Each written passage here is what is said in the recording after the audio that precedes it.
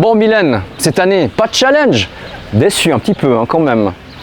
J'aurais voulu prendre dans ma valise la suite de Game of Thrones. Sincère.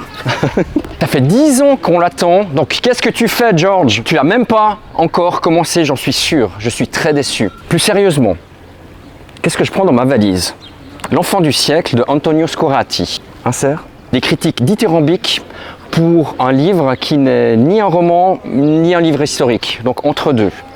Donc 800 pages qui se lit d'une traite, paraît-il, hein, d'après les critiques, sur l'ascension du Duce de Mussolini.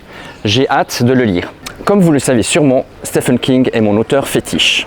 Je le lis depuis mon adolescence. Chaque année, je me réjouis tellement du nouveau Stephen King. Des fois, bon, c'est vrai que c'est un peu en dents de scie, mais quand même. Et pour une fois, j'ai pris non pas un roman, mais un essai sur l'écriture de Stephen King par Stephen King. Insère. Donc il analyse son écriture, il raconte aussi ses inspirations au niveau de l'horreur, il raconte aussi sa vie, son alcoolisme, sa dépendance et son écriture comme exutoire. Donc je me réjouis vraiment, de toute façon je me réjouis vraiment de lire ce Stephen King incroyable. Un thriller gothique mexicain écrit par une femme, que demander de plus? C'est tout? Mais oui, les pitchs, il faut faire long, court, long. Faut pas qu'ils s'ennuient les gens. C'est pas la première fois qu'un usagère me dit que David Joy, c'est bien, c'est génial. Mais au bout de la énième fois, je me suis dit, bon, je prends les choses en main et je vais lire un roman de David Joy. Et j'ai lu celui-ci, en tout premier, Ce lien entre nous. Insère. Et waouh, une baffe, une histoire prenante sur un braconnier qui va tirer malencontreusement sur un autre braconnier et qui va le tuer.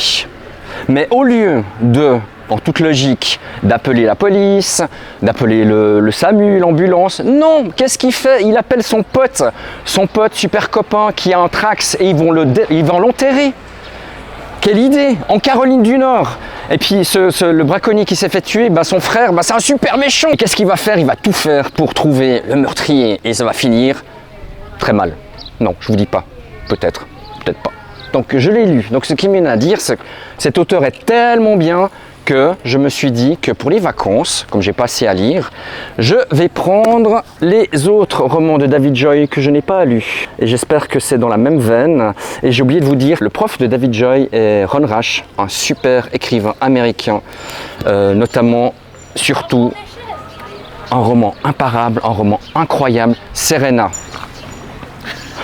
Si vous ne l'avez pas lu, courez à la bibliothèque l'emprunter. Ma vidéo est finie, je me réjouis de vous revoir à la rentrée. Ah oui, plein de personnes qui ont vu nos vidéos Qu'est-ce que tu prends dans ta valise nous demandent, mais est-ce que vous avez lu tous les romans, livres, DVD que nous vous avez présentés?